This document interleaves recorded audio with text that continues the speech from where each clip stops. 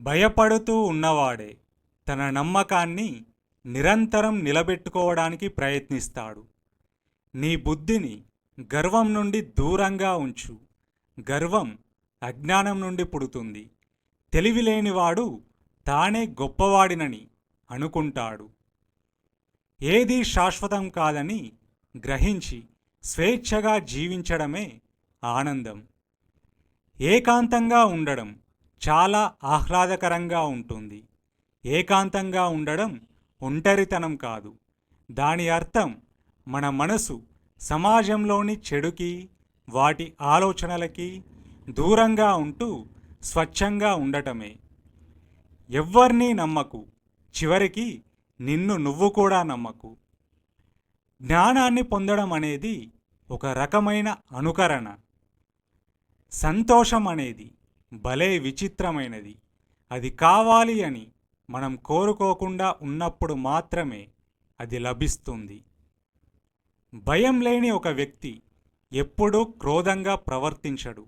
అతనిలో దౌర్జన్యం ఉండదు.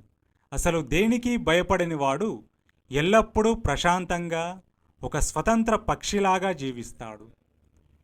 నీలో దాగిన జ్యోతిని నీవే వెలిగించుకోవాలి.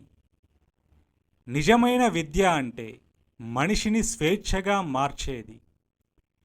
జీవితం అనేది ఒక పుస్తకం లాంటిది. దాన్ని పూర్తిగా చదవాలి. సమస్యను పూర్తిగా అర్థం చేసుకున్నప్పుడే పరిష్కారం దొరుకుతుంది. ఎందుకంటే సమస్యలోనే పరిష్కారం దాగి ఉంటుంది కాబట్టి.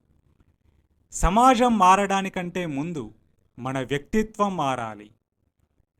ఆచారాలను విచ్ఛిన్నం చేయడం ద్వారా మాత్రమే మీరు స్వేచ్ఛను పొందగలరు. సమాధాన్ని వెతుక్కోవడం కాకుండా ప్రశ్నించడం నేర్చుకోండి. మీరు నేర్చుకోవడాన్ని ఆపినప్పుడు మీరు చనిపోయినట్టే. విశ్వాసం వేరు, వాస్తవం వేరు. విశ్వాసం బంధిస్తుంది, వాస్తవం స్వేచ్ఛను ఇస్తుంది. అసలైన విప్లవం జరగవలసింది హృదయపు లోతులలో. మనిషిలో సమూలమైన పరివర్తన కలగకపోతే ఈ యుద్ధాలు, హింసాకాండ, విధ్వంసాలు ఇలాగే కొనసాగుతూనే ఉంటాయి.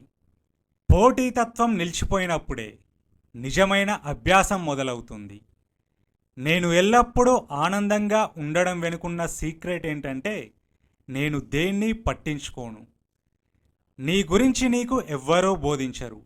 కాబట్టి నీకు నువ్వే గురువువి, నీకు నువ్వే శిష్యుడివి కావాలి. నీ నుండి నువ్వే నేర్చుకోవాలి. వేరే వాళ్ళ నుండి నేర్చుకునేదంతా నిజం కాదు. మనలో చాలామంది బుర్రలు వేరే వాళ్ళు చెప్పిన ఐడియాలు, పుస్తకాల్లోని సమాచారంతో నిండిపోయి ఉంది. మనం ఎప్పుడూ వేరే వాళ్ళు చెప్పిన వాటినే చెప్తూ ఉంటే మనం అనుకరించే వాళ్ళమే అవుతాము తప్ప ఆలోచనా పరులం కాము. ఎవరైనా నవ్వితే మీ వల్ల నవ్వాలి కానీ మిమ్మల్ని చూసి కాదు. ఎవరైనా ఏడిస్తే మిమ్మల్ని చూసి ఏడవాలి కానీ మీ వల్ల ఏడవకూడదు. సుస్పష్టంగా చూడాలంటే మనసు ఖాళీగా ఉండి తీరాలి. అద్దంలో మనల్ని మనం చూసుకున్నట్టుగా మానసికంగా మనల్ని మనం దర్శించుకోగలగాలి.